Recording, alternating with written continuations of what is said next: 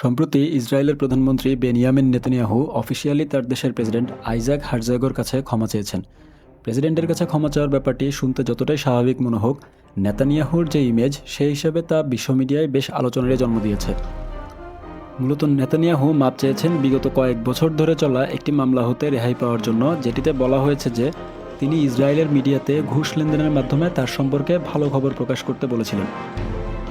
কিন্তু এই ছোট্ট ঘুষের মামলায় নেতানিয়াহুর মতো ব্যক্তি, যিনি কিনা আন্তর্জাতিক অপরাধ আদালতের গ্রেপ্তারি পরোয়ানাকেও তোয়াক্কা করেন না, তিনি কিভাবে এতটা ফেঁসে গেলেন যে তিনি শেষ পর্যন্ত মাফ চাচ্ছেন?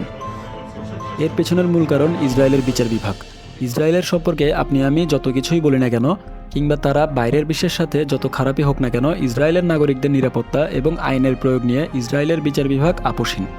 এর পেছনের মূল কারণ হচ্ছে পুরো বিশ্ব ছড়িয়ে থাকা ইহুদিরা যেন ইসরায়েলমুখী হয়, অন্তত এটা ভেবে যে সেখানে অন্যদের সাথে যাই হোক, তাদের সাথে অন্তত অবিচার হবে না, এবং সেখানে তারা নিজেদের নিরাপত্তা যথাযথভাবেই পাবে।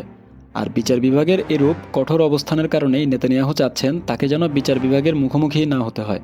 কেননা বিচার বিভাগের মুখোমুখি হলে তিনি যে অন্তত মামলায় জিতবেন না, তা তিনি খুব ভালো করেই জানেন। এবং সেই সাথে এটিও শোনা যাচ্ছে যে পরবর্তীতে 7ই অক্টোবরে হামাসের করা সেই হামলার পেছনে তিনিই আছেন, এমন অভিযোগও রয়েছে ইসরায়েলি জনগণের একটি অংশের মনে।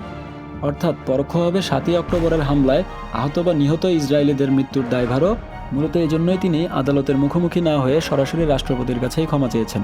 কিন্তু রাষ্ট্রপতিও আইন অনুযায়ী নেতানিয়াহুর ক্ষমা প্রার্থনাকেই বলেছেন যে অপ্রাসঙ্গিক। অর্থাৎ এখানেও তিনি ব্যর্থ।